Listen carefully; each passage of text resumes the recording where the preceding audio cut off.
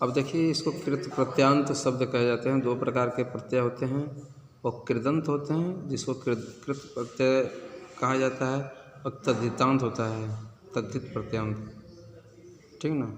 तो आइए हम लोग देखते हैं, यहाँ पर परिभाषा है, यहाँ पर इसके नियम हैं प्रत्यय के। जो अर्थ हिंदी में चाहिए या योग्य आदि शब्दों द्वारा प्रकट किया जाता है, उसी अर्थ में संस्कृत में कृत प्रत्यांत शब्दों का प्रयोग होता है। चाहिए और योग्य अर्थ में यह कृत प्रत्यांत अर्थात तव्यत आदि प्रत्यांत का प्रयोग होता है, किंतु इसका प्रयोग कर्म तथा भाव में ही होता है। इसी अर्थ में कर्तृवाच्य के लिए विधिलिंग का प्रयोग होता है। अब देखिए, आप लोग विधिलिंग का प्रयोग करते थे ना, पठेत, पठेताम, पठेयुः, पठे, पठेतम, पठेता, पठेयम, पठेव, पठेम, विधिलिंग। तो इस प्रत्यय उस धातु रूप के स्थान पर केवल हम इस तरह कर देंगे, तव्यत प्रत्यय पठितव्यम, खादितव्यम, हाँ, इस तरह तव्यत प्रत्यय का प्रयोग कर देंगे तो उस चाहिए अर्थ में, विधिलिंग के अर्थ में भी इसका प्रयोग होता है। ये कह रहा है कृत प्रत्यांत शब्दों के तीनों रूप में, तीनों लिंगों में रूप होता है। अब जैसे उसका रूप चलता था पठेत, पठेताम, पठेयुः, पठे, पठेतम, पठेता, पठेयम, पठेव, पठेम। इसका स्त्रीलिंग में अलग रूप चलेगा, पुल्लिंग में अलग और नपुंसकलिंग में अलग। ये आपको डिटेल से बताया जाएगा।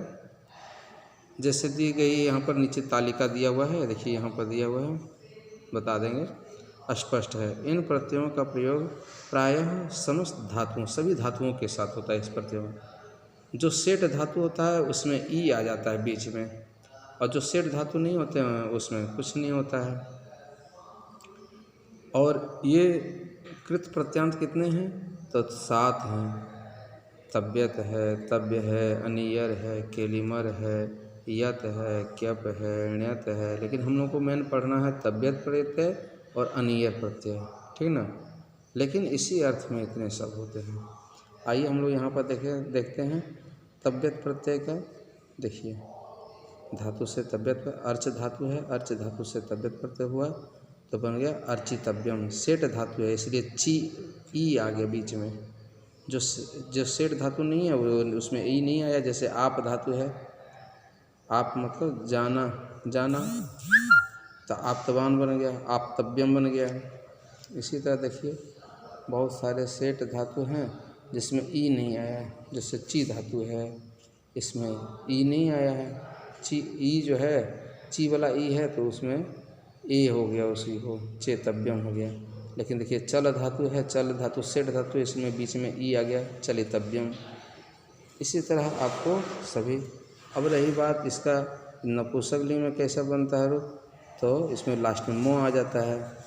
जैसे फलम वाला तो अर्चितव्यम, और पुल्लिंग बालका की तरह पुल्लिंग रूप चलेगा अर्चितव्यः, और स्त्रीलिंग में लता शब्द की तरह अर्चितव्या।